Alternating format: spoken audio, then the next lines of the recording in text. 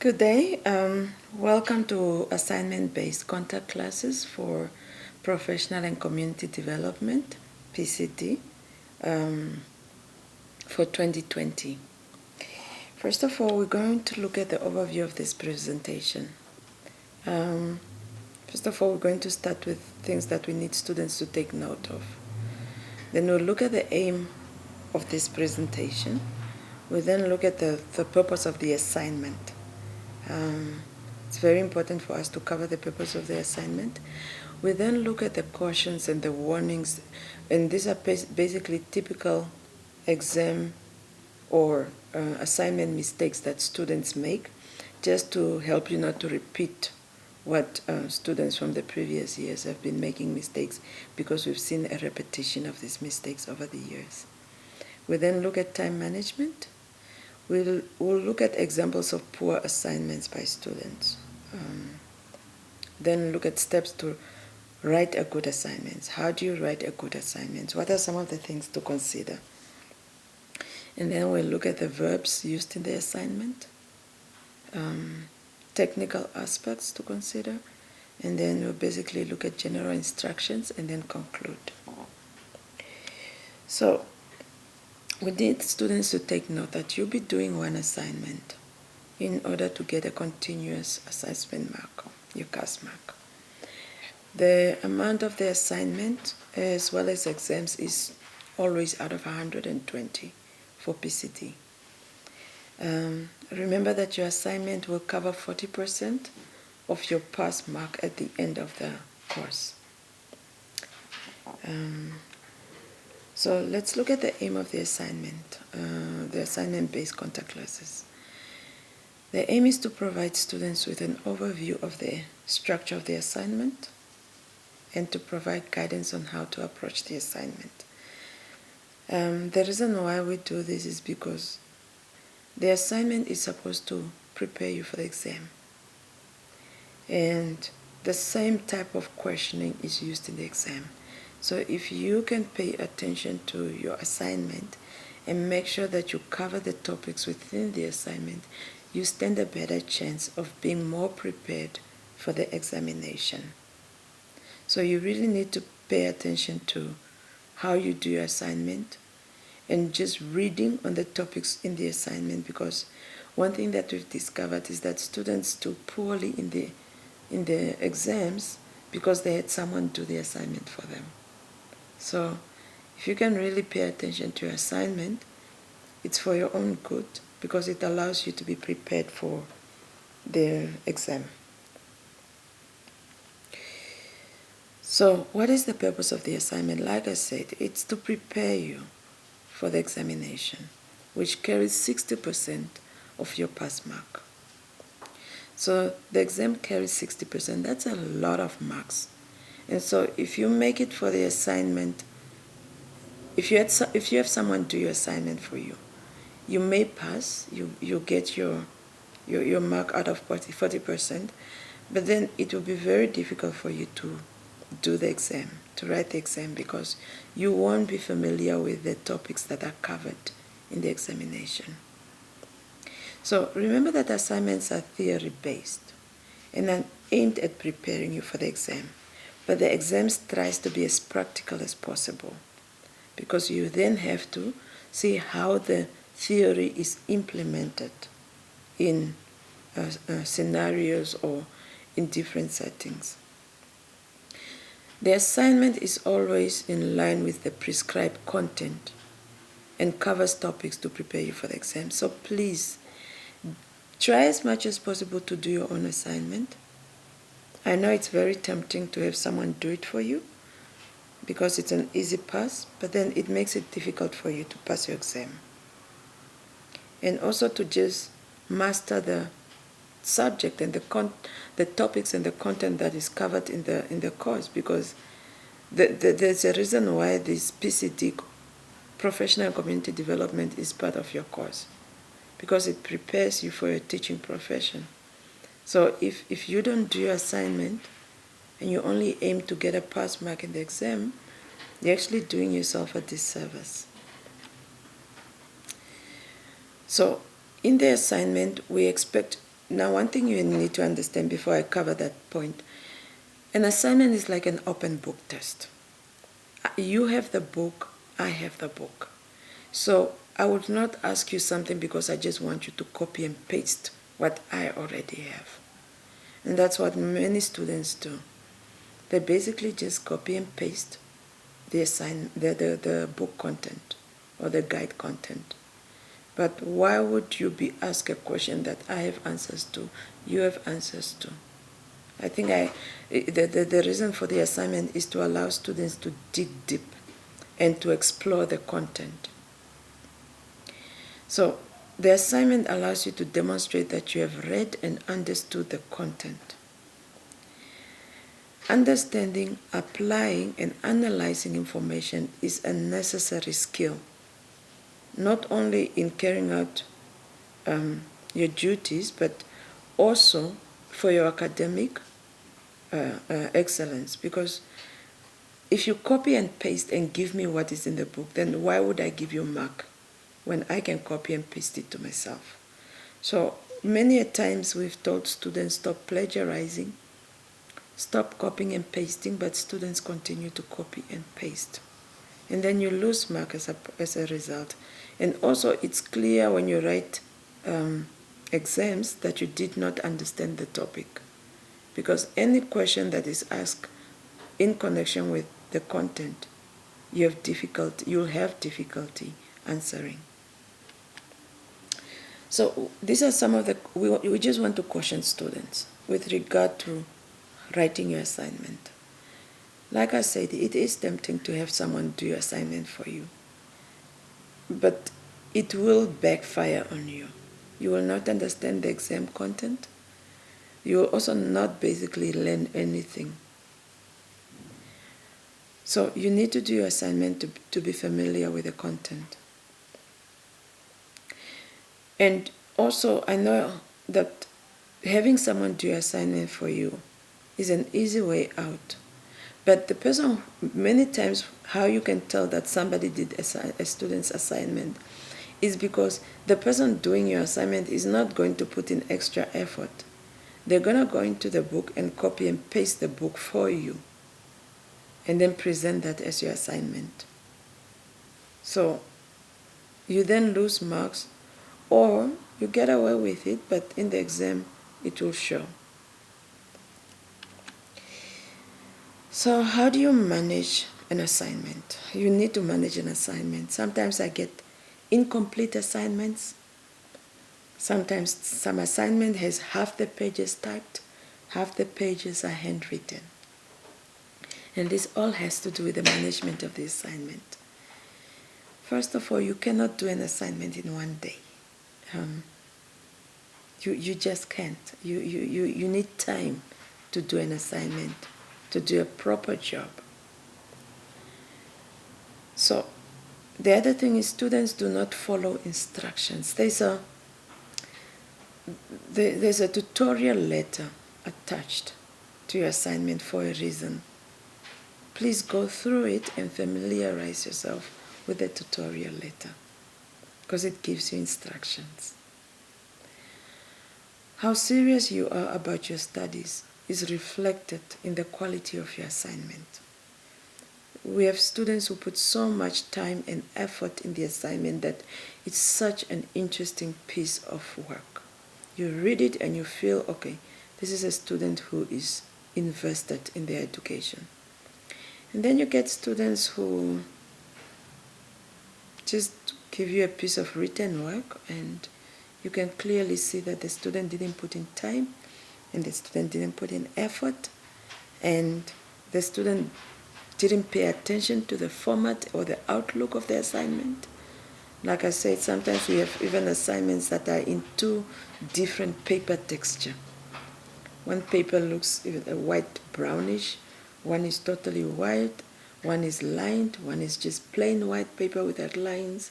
So the way you present your assignment shows the seriousness that you give to your studies. You have to put aside time every week to do your assignment one step at a time.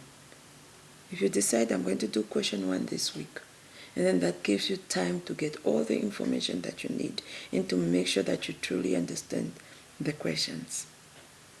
Because if you do an assignment, if you rush to do an assignment, most times you don't even understand the questions that the assignment is asking, and therefore you provide wrong answers. So you really need to manage your assignment.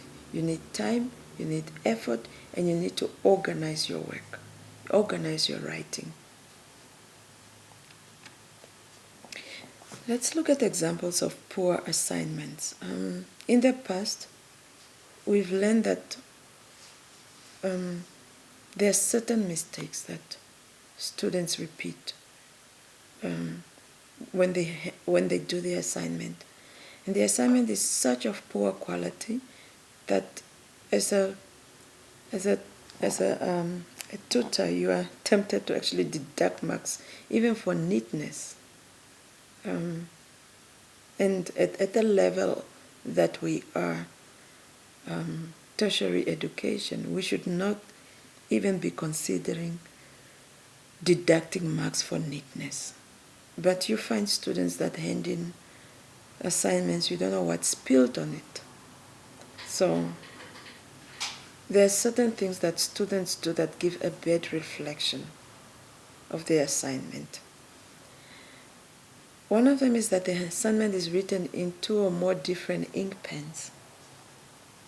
The person used a blue pen, and you don't know whether the blue pen got lost or the ink ran out, and then the person started writing with a black pen, same assignment, and then somewhere down the line the person goes back to their blue pen. I think from next year we will be starting deducting marks from some of these silly, simple mistakes that we do when we do our assignments. If you're going to write in blue, write in blue. If you're going to use a black ink pen, use a black ink pen. Do not alternate. Try not to use more than one ink pen, one color ink pen. If you stick to blue, stick to black, stick to one color. The other poor example of an assignment is an assignment that is written in both italic, normal, bold. There is no uniformity. Sometimes even 2 different fonts. 2 different fonts, and it clearly shows one thing is bolded and another one is italic, and another one has a thicker font style, thinner font style. Sometimes the sentence goes till the end of the page, and then down the line the sentence goes half, and then it continues down again. So you really have to pay attention to some of these things. Another example is, so stick to one font. Stick to one font. If you're going to write in Romans, font style 12, do that. But stick to one. I always prefer Romans. It's easy to read. But you are welcome to write in any other font, but just make sure that it can be read and that it's one format throughout the assignment. Another example is an assignment that is written in both capital letters and small letters. Now, the normal way of writing, the way you write with your handwritten work, headings can be capital or small letters with a normal sentence grammar rules.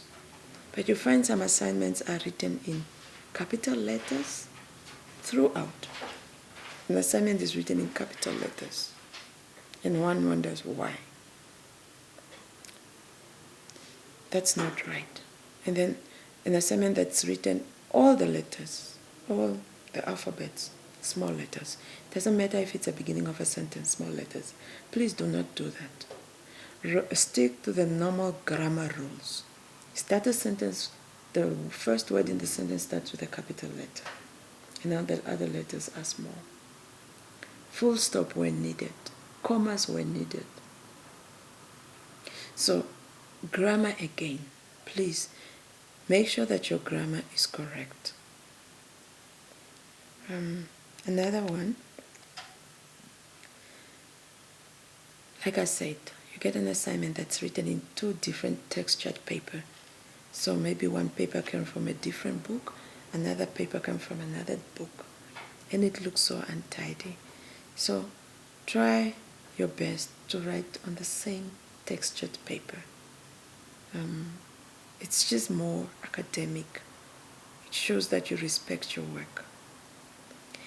And then another one is that we have students who write assignments on paper that seem to be cut with a scissor. And you look at the paper and sometimes it goes zigzag on the margins. Try as much as possible to get proper quality paper, normal paper. I know that students come from different backgrounds, but please try to get proper paper, good paper that you can write an assignment on. And avoid cutting paper and stapling papers. And we even had students who took glue and took a piece of paper, wrote the answer and pasted it in another paper and then handed it in. It looks untidy, doesn't look good. So try to do the right thing. Another thing that we've picked up from students that usually show a bad reflection on the assignment on the student, is that the student numbers the assignment questions and answers in no chronological order. You have, for example, 2.2 followed by 3.4 and then followed by 4.5. And you're wondering, should you mark it according to 4.7 or should you follow the format of the assignment? So it's very confusing when you're marking students that do not follow the numbering of the assignment according to the questions. So, especially when typed work, I know, and thank goodness that the course covers technology, but when you type your assignment, get help if you need someone to go through it to edit it for you. But make sure that your answers and your questions are numbered and they correlate. The assignment question should correlate with your assignment answers. So try to correlate the two, because then I have to guess where this answer fits in. And then you have students who write and then for some reason they are not maybe satisfied with the answer they give, and then they write the answer at the back of the assignment. And they say, go see the back. But if you have time to do your assignment, if you manage your assignment properly, you shouldn't be doing that. You should be writing your assignment properly and then rewriting. You have to rewrite an assignment sometimes to get a proper work. It's not always the first attempt that is good. So try not to do this hide and seek. The answer is at page 5 when the answer should be on page 1. So number your assignment carefully. Try your best not to give in untidy work, disorganized work. So try your best to organize your work. Listen to pay attention to the grammar, and make sure that your work is numbered correctly. And then there's the copy and paste. Students need to stop copying and pasting, because I like to believe that professional and community development is one of those easy courses, easy subjects. It just asks for your understanding. There's no need to copy and paste everything. We have students who just went to the book, found the words, copied the whole text. It's like, but where's the answer? There is no answer. The answer is hidden somewhere there, but the student needed to organize the answer. So try your best. Please do not copy and paste. even from the internet. We have students who just go on the internet, type in the question, and just copy and paste whatever comes out. Another thing that I want to mention is students who a question carries 2 marks, and then you write half a page for a 2-mark question. Please pay attention to the mark allocation. If a question is out of 4, mention 4 things. If it's out of 5, mention 5 things. There's no need for you to write a whole page for a question that is out of 5. Then it shows that the student doesn't understand academic writing, first of all, and secondly, the student is just guessing, or they just copied and pasted the whole text, and the question is only out of 5 and it's a whole page. So please pay attention to your assignment and the formats and the grammar and just the presentation of your assignment, how it looks on paper. When you give it, it should be a source of pride. You know, I did my assignment, it looks good, and I'm hoping for the best marks. I have students calling, why did you fail me? Why didn't you give me this mark? I'm like, okay, I must have deducted somewhere. And I'm going to clearly indicate when I deduct marks for neatness and just for some of these silly mistakes that we are making. So please pay attention to your assignment. Now, how do you write a good assignment? We've spoken about poor assignments. Now let's look at good assignments. How do you get to produce a very good assignment? First of all, when you get your assignment questions, your assignment question paper, read through it. Read through it. Don't expect to do the assignment the first day. You just open it up and you start doing it. You have to read through the assignment questions. Familiarize yourself with the guide, because the guide is your primary source of information. So familiarize yourself with the guide. Understand the topics that are covered in the assignment. And understand the general instructions. Like I said, there's a tutorial letter attached to your assignment. Please go through it. Understand the question specific instructions. There are specific instructions in each question. There are general instructions and there are instructions that are specific to a question. If a question says, for example, compare, then do the comparison. If it says explain, then explain. If it says describe, then describe. If it says name or mention, then name and mention. But you need to understand the instructions for you to be able to do this. You get a student where the question says mention, and the patient just goes and explains 1 point, 3 or 4 sentences. And then they get 1 mark for 3 or 4 sentences. And then they wonder, why did I only get 1 mark? So you need to understand the question-specific instructions. Step 5, you really have to do your research. Like I said, you don't just get your assignment as a question paper and start doing it. You really have to do your research. You need to understand, you have to read, consult a guide and other sources of information. Read critically. Read to understand. What exactly? And remember, if it's an open book, an assignment is like an open book assignment, an open book test. So why would I give you a question that you just go in the book and just copy and paste it? So some questions might look easy, but then if you have a second look at the question, you realize, okay, I'm on the page that talks about this topic, but the question isn't straightforward to what is in the guide. So why is it done like that? So you can think, so you can be critical in your approach to the assignment. Remember, IOL is a tertiary institution. We do not expect high school standard. We expect a bit more academic standard, and this is why sometimes the questions are stated the way they are, so that you can read and understand and put down your understanding. And if you read in the guide and you don't understand, then that means you have to go to either the internet or get another book or even talk to someone. We have so many teachers in the country. So read critically. The assignment is meant to help you understand the content. Okay, so another step to ensure that you give an assignment is that you need to gather information.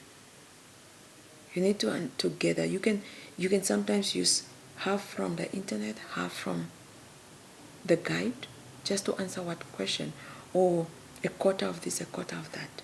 But you can sort of mix information from different sources, or you can write from one source, but whatever it is, you need to gather that information. You need to say, okay, I think I understand the question now. I think these are the answers. I'm going to write like this. But where students don't gather information, they just want to copy and paste. Copy and paste to me is usually a sign that the student doesn't want to do their research. They don't want to gather information. They don't even want to think critically of the answer. They just want to copy and paste. Go in the guide and give me what I already have. Remember, I have the same guide as students. So if you give me back what's already in the guide, then I'm finding it difficult to give you the marks that you should get. Then you write the assignment. After writing the assignment, once you've gathered the assignment, you plan how you're going to write the assignment, then you proofread. You have to read through it. And for many of us, English is not our first or even second language. It's usually our third language. So it's very important to get help in that aspect. If you know you're not good in English, ask someone to read through your assignment to see if it makes sense. Remember that English is a language like any other language. If you speak Damaranama, Kwekwe, then I should be able to understand your language, the language. If you speak it wrongly, I won't understand it. It's the same with English. If you speak Rukwangari and you're speaking to me, you expect me to understand it. But if you don't speak it well, I won't understand you. It's the same with English. So sometimes students think if they put down the big words, then that should make it make sense. Putting down big words does not form a sentence. So have someone proofread your assignment, just to go through your assignment and tell you, you know what, your assignment makes sense. Because the question is, does your assignment make sense? And then submit your assignment on time. Look at the due date for the assignment and submit it on time. All right, moving on. Let's look at the verbs used in the assignment. You have to excuse me, my allergy is acting up, so I'm scratching my nose a lot. Verbs used in the assignment are very important. Look at your guide. Now, for different courses, I know it's usually on page maybe 7, but you should be able to find verbs used in the assignment because it's actually before the pages start 1, 2, 3. So the pages in Romans, numbered in Romans, you should be able to find the verbs in one of those pages if yours is not on page 7. So, and the heading is there, verbs. Verbs, thinking processes. So before you can do your assignment, you need to be familiar with the assignment questions. And one of the ways that you can really, really do a good job of familiarizing yourself with the assignment questions is to look at the verbs. Now you need to understand what is a verb. Now remember, in English high school, we did verbs, doing words. A verb is usually a doing word. But what we're talking about here is the verb level. So go to that page and read up on the verbs. Now, you find words in the assignment like outline. What does outline mean? So all the verbs are explained, are defined in the guide. So you might come across a question that says outline the 5 symptoms. Just an example. So what does outline mean? Because if you don't understand outline, even if you can find the 5 symptoms, what then if you find it? How are you going to put that in the assignment? then this is where you find students copying and pasting because they don't know what to do with that information. And the same topic can be asked using different verb levels. For example, outline 5 symptoms is not the same as explain the 5 symptoms. So you really have to be careful and avoid copying and pasting by getting familiar with the verb levels in the questions. So you find verb levels like outline, explain, define, describe, list, state. So you need to know the differences.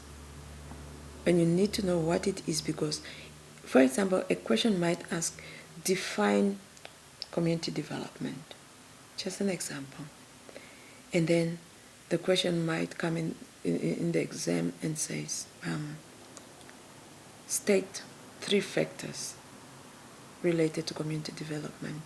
And you think back on your assignment, and because you do not consider the verb level, you give the same information in the format that it's in. And then you don't get a mark. So you really have to pay attention to the verb levels. List, state, mention. So you really have to differentiate between the verb levels to be able to give the correct answer. Now let's look at the technical aspects. Now, like I said, look at your tutorial cover. Your tutorial cover is the first page. It's basically 2 pages, the first 2 pages of your assignment question paper. You have your cover page, and then you have the tutorial letter. And how do you know many students don't read tutorial letters? Because the tutorial letters explain technical aspects. And you find students handing in assignments without table of content, no introduction, no conclusion, no list of references.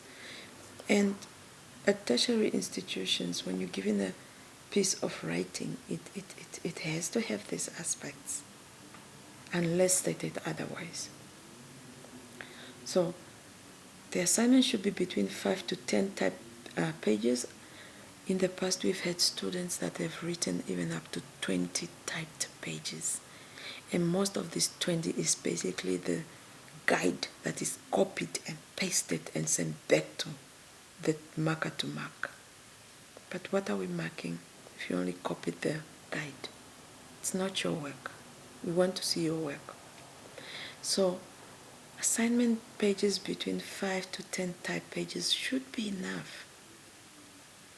This is excluding the cover page and the conclusion page, and so 5 to 10 type pages is actually a lot.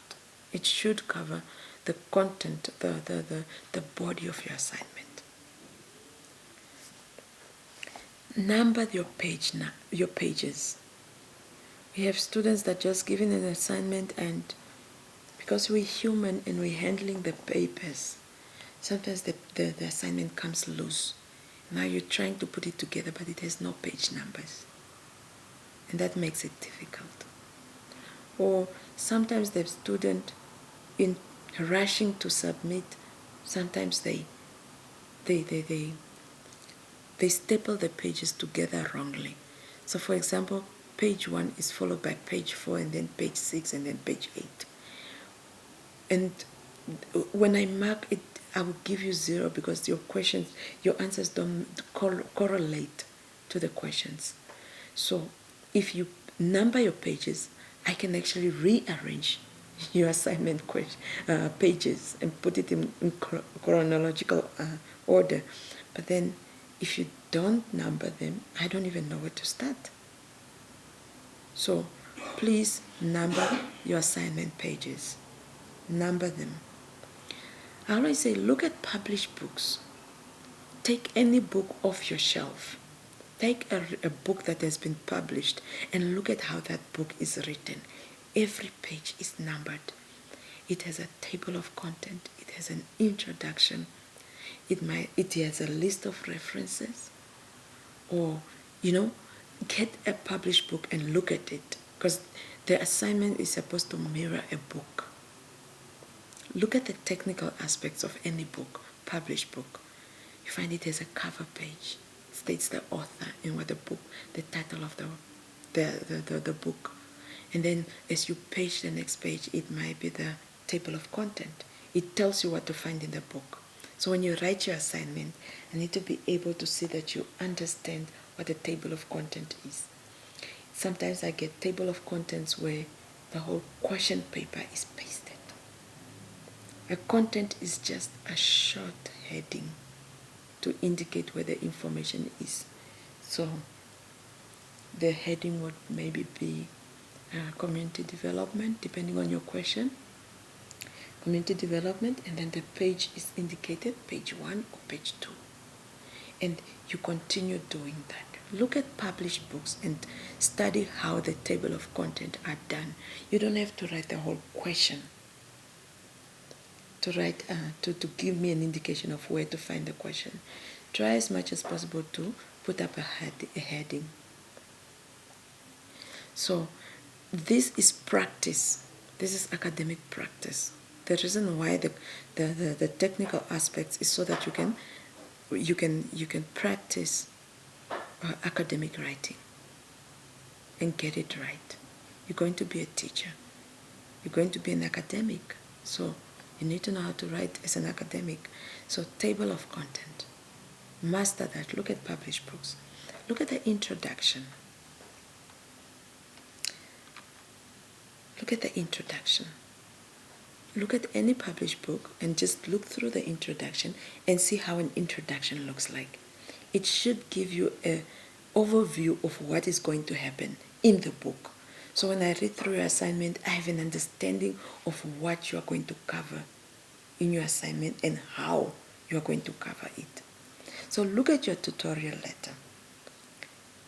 So many a times students will write an introduction, they would take one of the answers and put it on the introduction. And then they get a 0. So go into the tutorial letter and understand what an introduction is.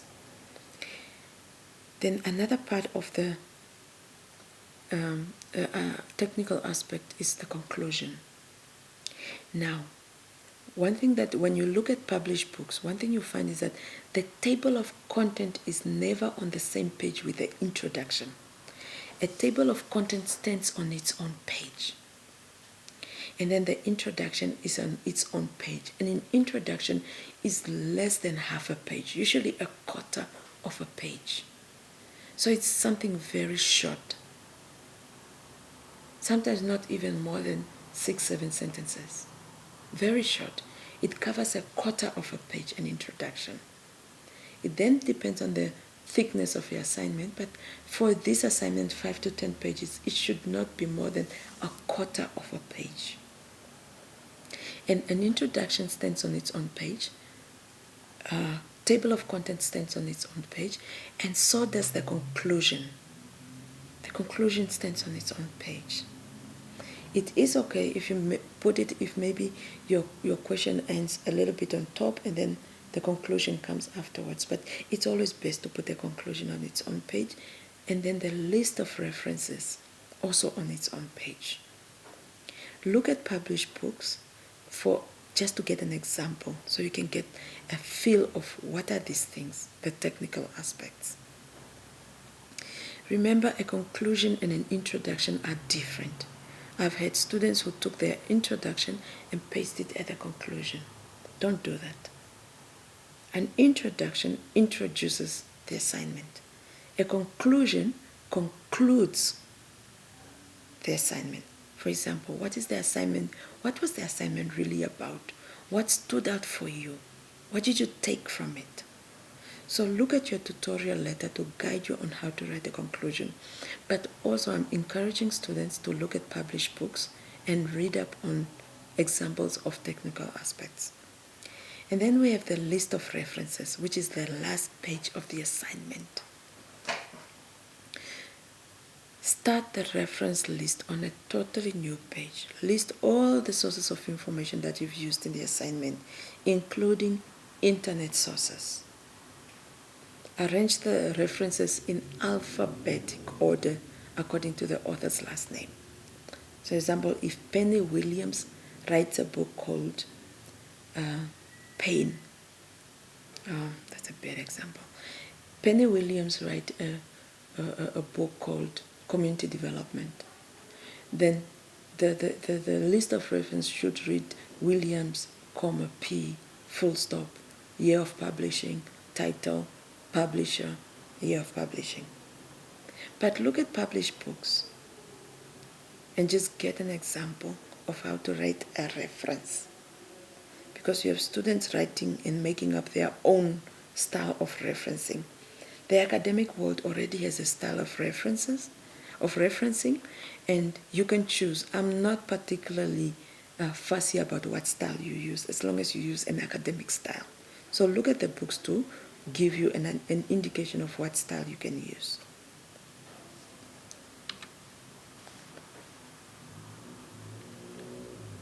Okay.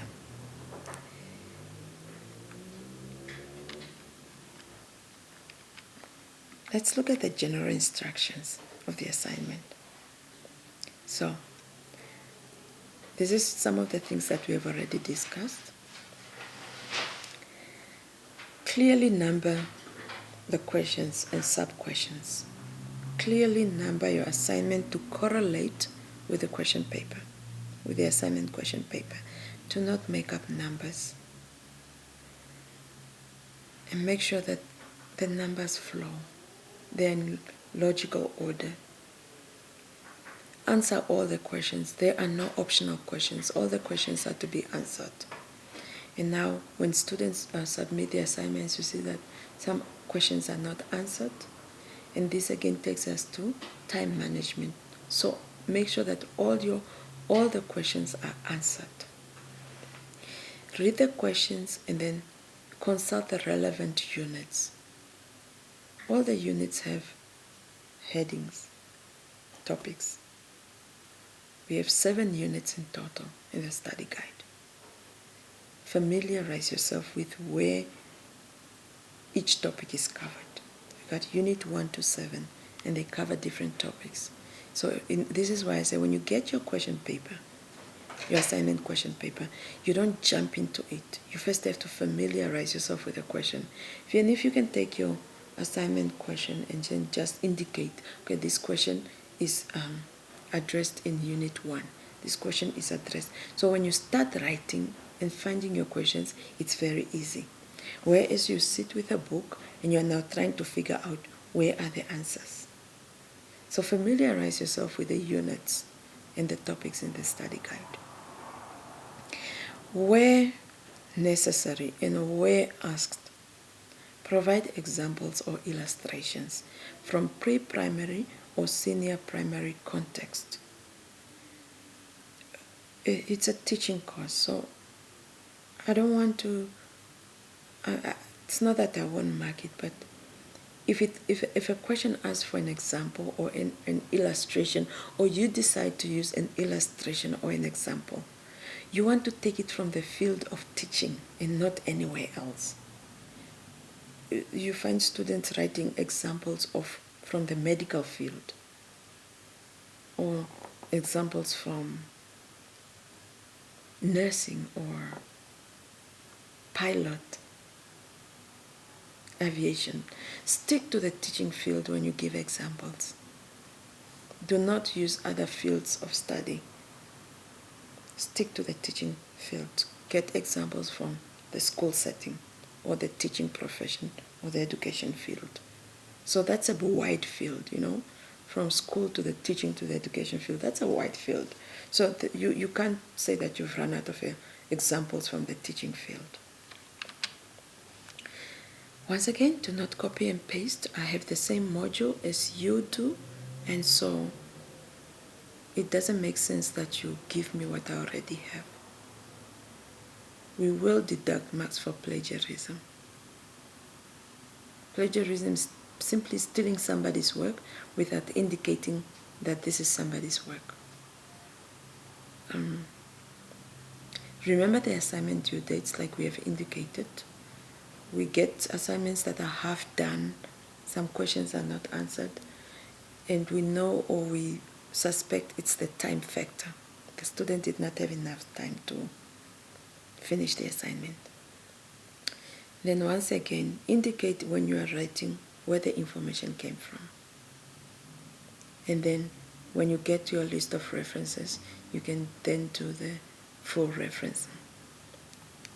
And see tutorial letter for that, as I've indicated. So let us conclude. This assignment is a guide on how to approach writing the assignment. How, not basically what to write in the assignment, but how. Now some students skip this part and just go ahead and write the assignment. And then they realize that they've actually missed some of the instructions. So please go through your tutorial later. Technical aspects are important. You're giving an assignment, it doesn't have a table of content, there's no introduction, it has no list of references, it has no conclusion. It's not an academic piece of writing. It has to contain these things. If it was just an essay, then fine, but it's not an essay, it's an assignment. So you do need to include the technical aspects.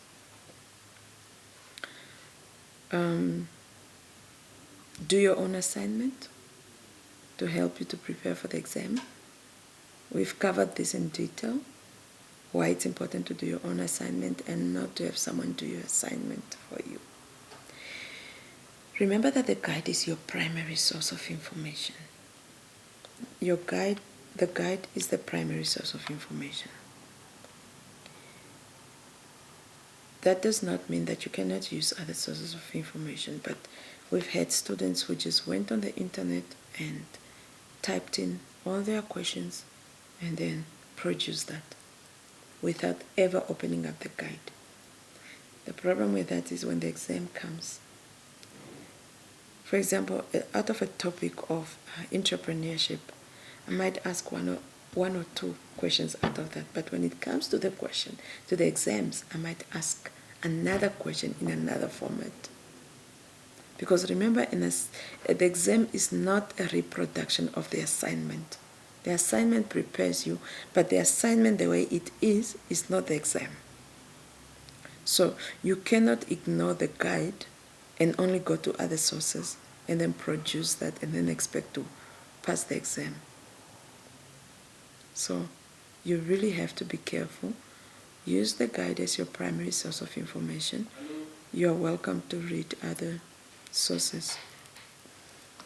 So we've come to the end of our contact class, and thank you very much. I really wish you well in your exam. Impress me. Give me a good piece of writing. We make mistakes, but there are things that we can correct before we hand in the assignment. All the best.